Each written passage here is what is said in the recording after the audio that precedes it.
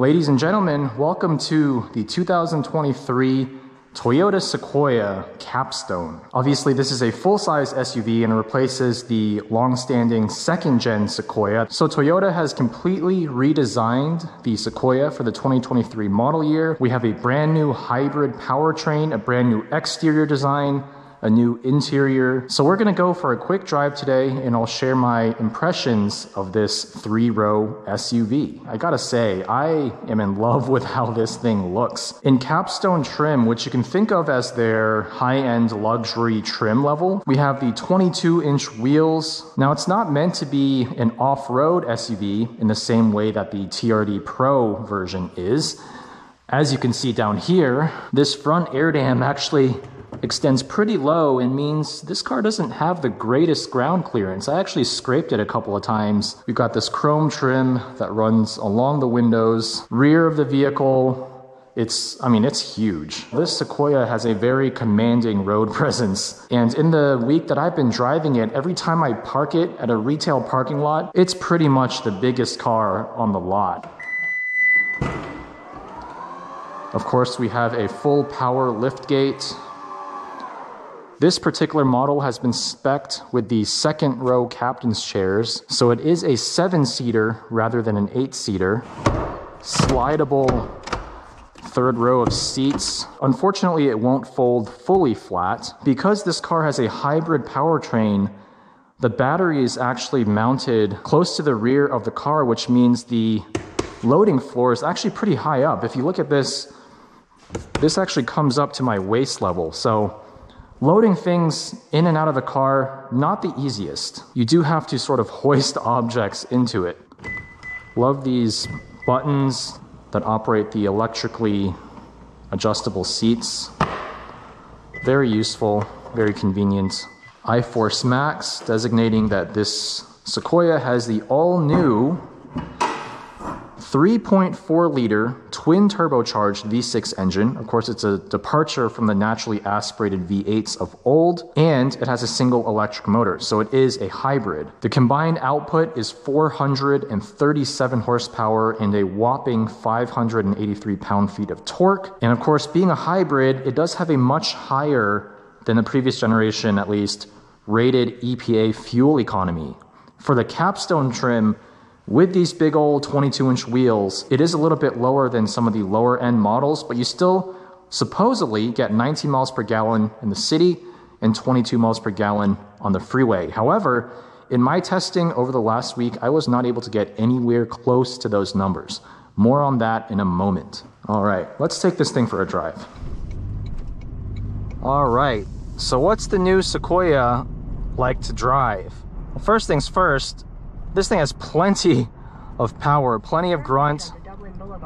It has a ton of low-end torque, 583 pound-feet, and it's mated to a brand new 10-speed torque converter automatic transmission. Driving around town from stoplight to stoplight, this engine actually sounds more like a V8 to me than a V6. It has that low-pitched, rumbly sound that actually reminds me of some of the old Toyota naturally aspirated V8s. We have it in eco mode right now for maximum fuel economy. I have not been able to get anywhere near the EPA rated fuel economy for this vehicle. It's rated at 19 city, 22 highway, but I've only been able to manage 17.3 miles per gallon over the last couple hundred miles, and that's been, I would say, 80% highway driving. Even when I reset the MPG meter while I was already on the freeway and basically just drove all freeway for about 15-20 minutes, I never saw the onboard MPG calculation above 19.5 MPG. That's barely over the city fuel economy rating. I checked the tire pressures, they were in the 40 to 45 PSI range, and I didn't have anyone in the car other than myself. The MPG rating for the Capstone doesn't seem accurate unless something's wrong with this particular car. I mean, it is a press car that's seen over 6,000 miles. Being a hybrid and having been downsized from a V8 to a relatively small displacement twin turbo V6, you would think this thing should be able to get at least 20 miles per gallon. Other driving impressions, well, like I said earlier, this is a body-on-frame architecture that's shared with the Toyota Tundra. And that's exactly what it feels like. It feels like a truck when you drive it. Some of the other larger SUVs out there that, granted, don't have nearly as high of a towing capacity, like I said, this will tow well over 9,000 pounds. But unless you really need that towing capacity, this is not the most sophisticated SUV in terms of driving dynamics. It's quite a lumbering beast. It feels every bit of 6,200 pounds. It has electric power steering with a very slow ratio. That part's fine, I can understand that. The turning radius is actually pretty good, by the way. But everything has this lazy feel to it. The inputs are just very delayed. When you start turning the steering wheel, it takes the vehicle a moment to settle into the turn, and of course this thing is absolutely massive, so even just driving around town, it's not the easiest thing to place on the road. After about a week with the car, I can frankly say that sometimes I feel a little bit like a menace to society when I drive it, because I have to be just so aware of my surroundings. That said, it's not a fault of the Sequoia, that's just what it is, and I'm not used to driving such a large vehicle, but it's definitely something to get used to, even compared to something like the 3-row Mazda CX-9 SUV that I recently tested. This feels like a whole different league of size, weight, and of course the lazy driving dynamics associated with that size and weight. This car does offer a pretty good suite of driving aids. We have dynamic cruise control, which you can operate very easily with the buttons on the steering wheel. We have a lane keep assist system, which works okay. I don't like it as much as I like the systems in the Hyundais. Those seem a lot more sophisticated, and they do a better job at proactively keeping me in the lane rather than pulling me in at the very last possible split second, which is what this Toyota's system kind of feels like sometimes. We have this beautiful color heads-up display, which actually uses a camera in the front of the car to dynamically read and update the speed limit that's shown, and it also shows the dynamic cruise control and the distance between your vehicle and the next car in front of you in the same lane. Seating position is fine. I have the seat almost as low as it'll go, and I can still see over the hood just slightly. Tons and tons of space in the front, at least. The second row has tons of space as well. Headroom is actually a little bit limited in the second row, and I think part of that is because of the moonroof back there and the way it's designed. So if you're over 6 feet tall, you might have a bit of an issue sitting in that second row, at least with this captain's chair setup, which is an option. But tons of legroom in the second row. However, in the third row, headroom is definitely going to be an issue if you're a taller person. And I think that boils down to the fact that this has an electric battery for the hybrid system. And like I mentioned earlier, it does mean the loading floor of the vehicle is pretty high up. If you plan to have taller passengers in the back of this car, just make sure you test out the headroom back there. There's a high-pitched whistle coming from this general area. I'm not sure if it's caused by a damaged window seal, or maybe it's coming from the actual mirror, which, by the way, is the standard mirror, not the tow mirror. Just those little sounds that shouldn't be there, especially for an essentially brand new vehicle. Now, back to driving dynamics for a moment. This Sequoia, in Capstone trim at least, does not drive like a nearly $80,000 vehicle in terms of ride quality. After all, like I said before, it is a body-on-frame architecture. It's a truck that has an SUV body, and that comes with all the inherent pros and cons of that type of architecture. Yes, this thing can tow an enormous amount of weight, but it doesn't have the most sophisticated driving dynamics, including ride quality, especially at high speed at 60 miles an hour or above. There is a lot of jiggliness to the chassis. It doesn't feel like necessarily it's just the suspension but the entire chassis feels like it's just not that rigid. A lot of little vertical movements every time you go over a bump, and it happens at the front axle, and then you feel it happen at the rear axle. There's a little bit of a delay, probably because of just how long this car is, and the distance between the two axles means that you feel every impact twice. Now, to be completely transparent, this is the first SUV of this type that I've actually reviewed. So I don't know how this compares to, say, a Chevy Tahoe or a Suburban or any other new body-on-frame SUV.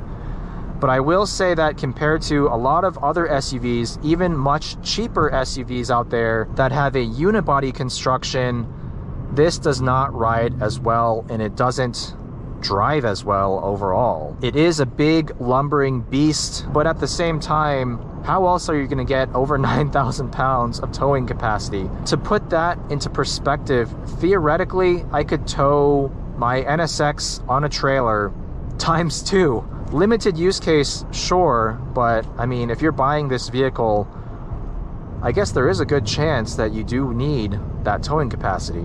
I've been using this thing the past several days to carry all sorts of stuff in the back that actually required me to fold the rear seats down, including a full-size door for my buddy. He's remodeling his house, and this thing fitted no problem. If you can get past the high loading floor and the extra little bit of work it takes to hoist heavier objects into the car, this thing has a ton of cargo capacity. Now, in terms of overall comfort and tech, like I said, it has Android Auto and Apple CarPlay, fully wireless. It works great, it's snappy, it's quick. This infotainment display is fully touchscreen, it's very crisp. Love the 3-stage heated and cooled seats. It also has a 14-speaker JBL sound system that sounds pretty good. It's not super high-end, but to my ear, it's more than adequate. We have fully adjustable front seats. The steering wheel is electronically adjustable as well. I just wish that it rode a little bit better. I wish that the NVH levels were a little bit lower. Traveling at higher speed, there is a bit of wind noise. That's kind of to be expected given that this is basically a massive brick on wheels. But just thought that was worth bringing up, that if you're looking for ultimate refinement, ultimate comfort, there are better vehicles, even SUVs, out there. Back to fuel economy for a second. If I reset the fuel economy here and I am just cruising 67 miles an hour, let's see what MPG we get by the time we get off the freeway. Now, this is the most expensive Sequoia you can get, to my knowledge. It's pretty close in terms of pricing between the Capstone and the TRD Pro. This is 78 grand here in the US, fully loaded, but you can get one of the lower trims in the mid-60s. And I think at that price point, you might be more forgiving of some of the things I mentioned, like the ride quality, the NVH, and so forth. And you also get smaller wheels with those lower trim levels, so theoretically the ride comfort and ride quality might actually be a bit better. Now, in a moment here, once we're parked, I'll give you guys a quick tour of the second and third rows. I mean, honestly, if you're buying a new Sequoia, especially the luxury Capstone trim, you better be using those second and third rows, because that's kind of where this vehicle excels at hauling a bunch of people and or a bunch of stuff. Pretty cool thing about this is you can actually control the rear climate control from the front, so you can set it to sync with your front climate control. Also really cool is the 360-degree camera. I actually find this useful not just when reversing, but also when pulling into, like nose first, into parking spots. The extra visibility of your surroundings is definitely very useful to have. Okay, so I was able to get 35.2 miles per gallon since I reset it, but that was literally coasting in like a little bit of 10% throttle action. Like I said, I've tested it multiple times. I've reset the meter quite a few times during my last week of driving, and I just have not been able to get anywhere near the EPA rated fuel economy. The whole point of moving to a smaller displacement engine with fewer cylinders, twin turbos, and adding the hybrid system and adding height to the loading floor in the back, which does make it a little bit more inconvenient, not only for loading cargo, but also for passenger headroom, I'd expect a big increase in fuel economy to make all of that worth it. And unfortunately, it's not as big of an increase over the prior gen models as I was hoping for. I don't know how the EPA tested the fuel economy of this car, but it's just nowhere near what it's supposed to be. All right, let's put this thing into sport driving mode.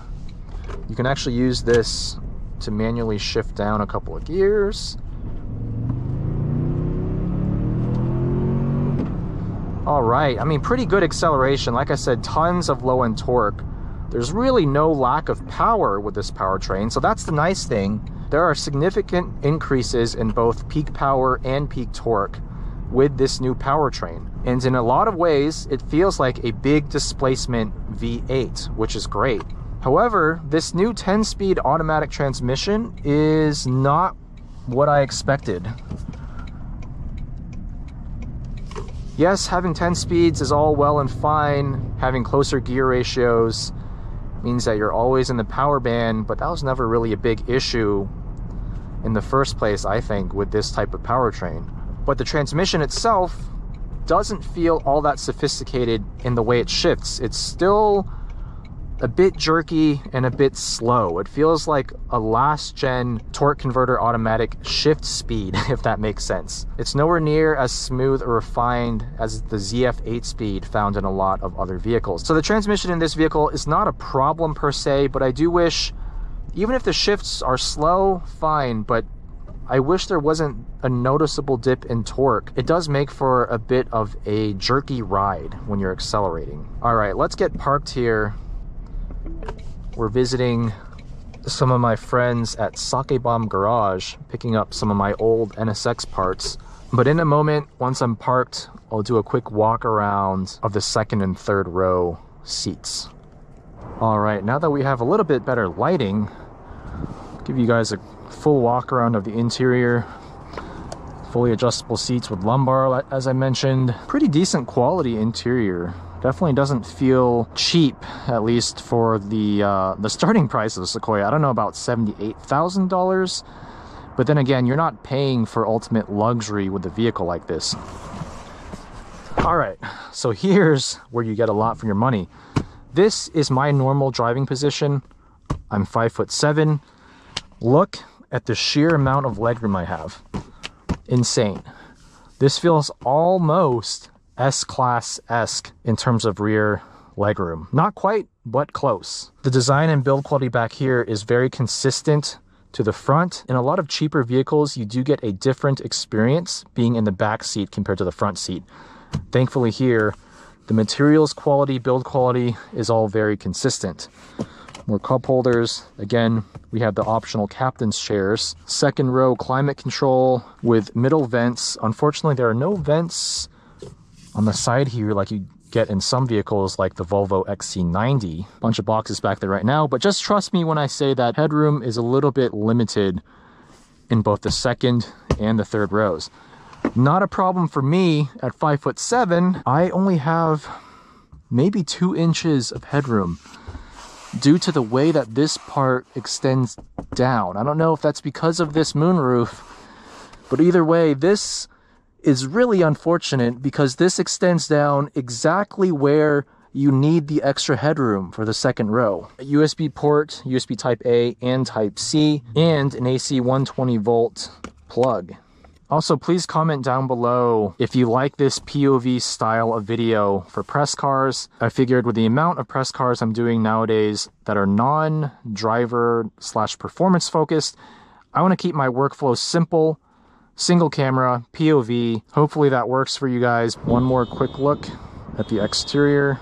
Again, these 22-inch wheels, they look great, but the sidewalls are a little bit thinner, and I'm sure 22-inch tires are not cheap to replace. And this is the front air dam I was talking about earlier. Very easy to scrape. Love that. Left foot, and we're into the Sequoia. Push to start. That low thrum of the twin-turbo V6. Controls on the steering wheel. On the left, we have your volume, multi-function gauge, where you can scroll between these different menu settings, You have your driver assists. You have some of your tow settings here, which we have not tested, obviously. Your Android Auto settings and music, a compass and navigation, your MPG, distance to empty, and you can reset a lot of these things by holding this OK button. Right side, we have the adaptive cruise control setting for the distance between you and the vehicle in front. We have the lane keep assist, and we have some more multimedia buttons down here. Like I said, this screen is very easy to use, large buttons and icons. But I am just glad that Toyota kept the HVAC controls as physical buttons here. Here's your 2 high, 4-wheel drive high, 4-wheel drive low. I've just been driving it in 2 high. All right, so those are my impressions of the 2023 Toyota Sequoia Capstone. Again, fully loaded, this thing comes out to $78,000 MSRP. The new Sequoia does come in lower trim levels. You can actually get it in 2-wheel drive. You can only get this with a twin-turbo 3.4 liter V6. So you can get one of the base models at closer to low to mid $60,000. There's also the TRD Pro if you want to go off-roading and you want the upgraded Fox shocks. But the one we reviewed, again, is the Capstone. It's the luxury trim, and I have to say, very impressed by this vehicle. There are some shortcomings. The body-on-frame architecture is not the most comfortable, but obviously it can tow a lot. You can hold a lot of people and a lot of stuff in it, and for that purpose, I think this thing does a fantastic job. A big thank you to Toyota for hooking me up with the Sequoia for the past week. Let me know what you think of the new Sequoia. Is it worth almost $80,000 for this fully spec'd model, or does it make sense to get one of the lower trim levels? I'd love to know your thoughts. Thank you guys for watching. Please subscribe if you have not already, and I'll see you guys in the next one.